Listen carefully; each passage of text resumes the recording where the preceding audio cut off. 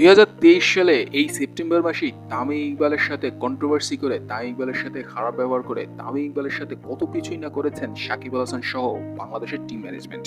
আর যেটার কারণে তামিম ইকবাল সব ফরম্যাট থেকে অবসর নিতে বাধ্য হয়েছিলেন। 2023 বিশ্বকাপের আগে তামিম ইকবালের সাথে এরকমটা করা একদমই ঠিক হয়নি, এরকমটাই বলছিলেন অনেকেই।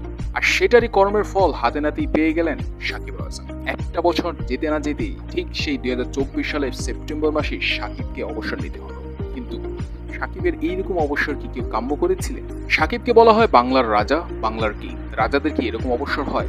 যেই বিদেশে ঘোরাফেরা করতেন সাকিব আল হাসান, সেই বিদেশের মাটি থেকেই তার অবসরটা নিতে হলো।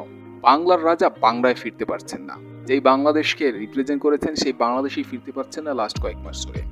এত কিছু দেখার পর অনেকেই বলছেন এটা সাকিব হাসানের কর্মের ফল। সাকিব অ্যাজ এ প্লেয়ার দুর্দান্ত, বিশ্বসেরা তিনি, তার মোকাবেলা করার মতো বাংলাদেশে কেউ নেই। কিন্তু একজন মানুষ হিসেবে তিনি কেমন ছিলেন সেটা তার ক্যারিয়ারের শেষের দিকে বোঝা গিয়েছে।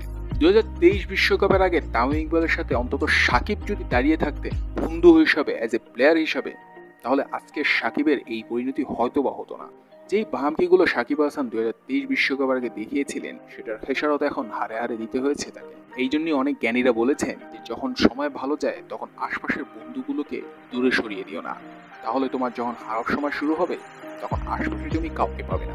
সাকিব আল হাসানের ক্ষেত্রে ঠিক তেমনটাই হয়েছে, যা অবশ্যই আমাদের জন্য শিক্ষণীয় বিষয়। লাস্ট কয়েক বছর ধরে সাকিব এমন ব্যবহার করছিলেন, ক্রিকেট ভক্তদের নিয়ে ছিনিবিনি খেলছিলেন সাকিব হাসান, আর যেটার ফল তাকে এখন হাতে নাতে পেতে হচ্ছে।